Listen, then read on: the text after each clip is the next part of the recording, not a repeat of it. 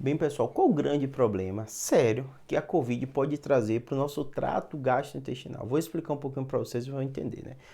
Tudo que a gente se alimenta, uma série de substâncias neurotransmissores, né?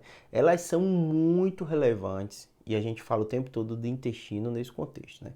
Então, o intestino, ele tem um papel central no ser humano. Vai desde neurotransmissor, como serotonina, o sistema nervoso do intestino, ele é muito relevante.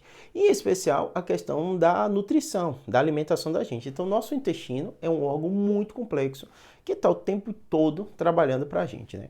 E o que acontece, que é curioso do intestino? Além disso, né, ele tem um sistema microbiota tão rica, com um número absurdo, né, de milhões de bactérias, de uma série de seres, né, que estão ali atuando nele e trabalhando em conjunto com o nosso organismo. Isso é uma coisa bem curiosa, né?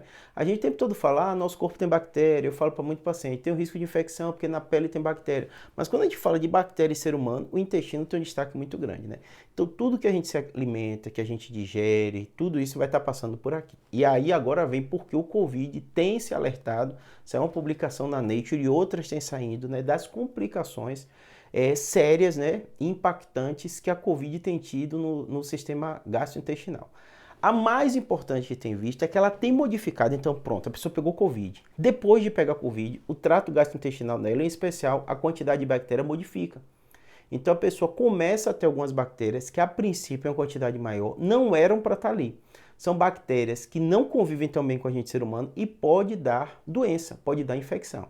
Essas bactérias que a gente tem naturalmente e que ajudam a gente a digestão, geralmente ela não vai estar doença, ela vai estar ali, uma regulação, a quantidade dela e ela vai seguir o jogo.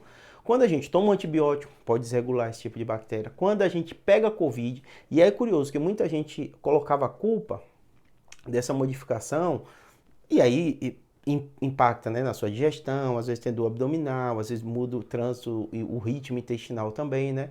Colocava a culpa nos remédios que a pessoa está tomando. O médico me passou tal remédio, por isso que minha barriga está doendo. Mas não, parece que a própria infecção de Covid modifica essa quantidade de bactéria. Então é como se desregulasse quantidade de bactérias boas que ajudam a gente e tal, e começam a surgir algumas bactérias que potencialmente podem estar doença.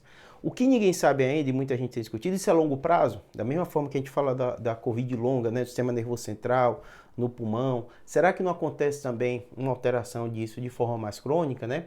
Muitos trabalhos têm mostrado que pode sim acontecer. E o grande causador seria a própria infecção do Covid interferindo nessas quantidades de bactérias, tá bom?